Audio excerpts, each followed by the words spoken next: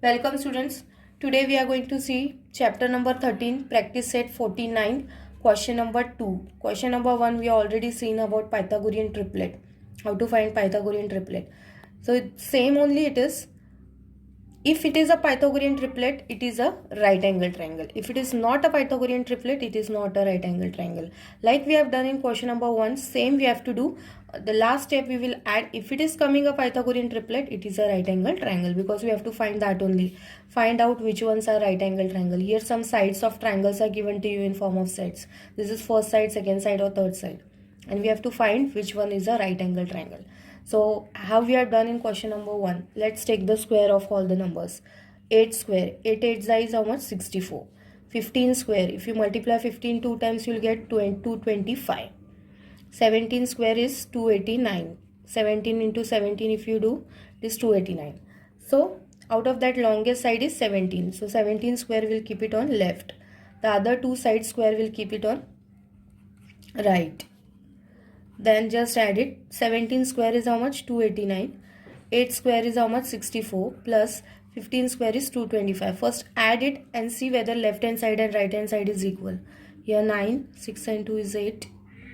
289. Yes. We are getting equal both the sides. If we add this, so it is equal. If it is equal, therefore 8, 15, 17 is a Pythagorean triplet. And if it is a Pythagorean triplet, therefore it is a right angle triangle. It is a right angle triangle. If it is not coming equal, it is not a Pythagorean triplet and it is not a right angle triangle. So only similar only.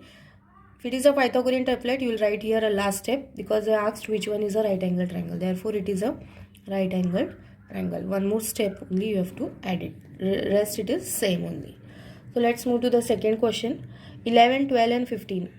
Let's take the square of all the numbers. 11 square. 11 square is 121. 12 square is 144. If you multiply 2 times 12, 12 is 144. 15 square is, already we have written, 225. Now out of that, greatest side is 15. So 15 square will keep it on left. Rest two numbers square addition on right side. Let's add it. 15 square is 225. 11 square is 121. Plus 12 square is 144. If you add this, you will get 5. 2 and 4, 6, and it is 265. Is it coming equal? 225 and 265? Not. So here 2 not equal sign. If it is not equal, therefore 11, 12 and 15 are not a Pythagorean triplet. Is not a Pythagorean triplet. And if it is not a Pythagorean triplet, it is also not a right angle triangle. Therefore it is not a right angle triangle.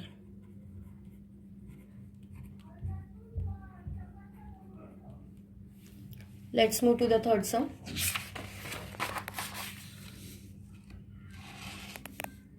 11, 60 and 61. Let's take the square. 11 square we know 121. 60 square, if you multiply 62 times, it is 3600. 61 square, let's multiply 61 two times. 1 1s are 1, 1 6 are 6, 1 6 1s are 6, 6 6 are 36, 12, 3 7 2 1. If you square multiply 61 two times, you will get 3 7 2 1. Now let's take greatest number is 61. So 61 square on left side, remaining two numbers square on other side. 11 square plus 60 square. So 61 square we already got, 3721. Let's write this. 121, 11 square is 121. 60 square is 3600. If we add this, you will get 3600 plus 121. You get 3721 only. So on left hand side also same number, right hand side also same number, that is they are equal. If it is equal, therefore these three numbers is a Pythagorean triplet. And if it is a Pythagorean triplet, it is a right angle triangle also. So therefore it is a right angled triangle. It is a right angled triangle. Now just move to the fourth sum. It is point only given now. 1.5, 1.6, 1.7. So 1.5 square. 15 square is 225 and it is a 1.5 into 1.5 you are doing. So point after 2 digits. So it will be 2.25. Similarly 1.6 square. 16 square you write first. It is 16 square is 256. So point after 2 digit. 17 square. 1.7 square is 17 square is 289 and there is a point. So point after 2 digits. 2.89. Now just write biggest number is 1.7. It's square on left side. Other two sides square 1.5 plus 1.6 whole square. 1.7 square we got 2.89. Here 1.5 square is 2.25 and 1.6 square is 2.56. If we add this 2.25 and 2.56, let's see we are getting how much? 11, 5, 6, 7, 8, 4. We are getting 4.81 and here it is 2.89. Are they equal? No. So therefore 1.5, 1.6, 1.7 is not a Pythagorean triplet. And if it is not a Pythagorean triplet, therefore it is not a right angle triangle. Therefore it is not a right angled triangle. Similarly, let's move to the last sum, fifth sum. 40, 20 and 30. Let's take the square of all the sides. 40 square is 4 4 is 16. 1600 it will be. 20 ka square will be 20. 20 will be 400. 30 square will be 30. 30 is 900. Okay. Now take the, which is the longest side? 40. So 40 square you will keep it on left. Other two side square you will keep on the left. 20 square plus 30 square. Just write the squares below that. 40 square is 1600.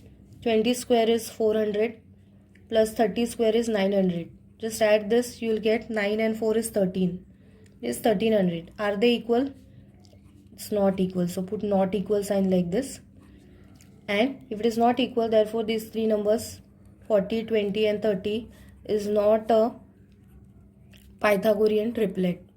And if it is not a Pythagorean triplet, last statement you have to add, therefore it is not a right angled triangle. It is not a right angled triangle. So very easy. We have finished this chapter also here. We have ended this practice set 48 and this for lesson number 13, that is Pythagoras theorem. Revise the formula. Hypotenuse whole square is equals to base whole square plus height whole square. Solve these two practice sets in your book. Till then, goodbye.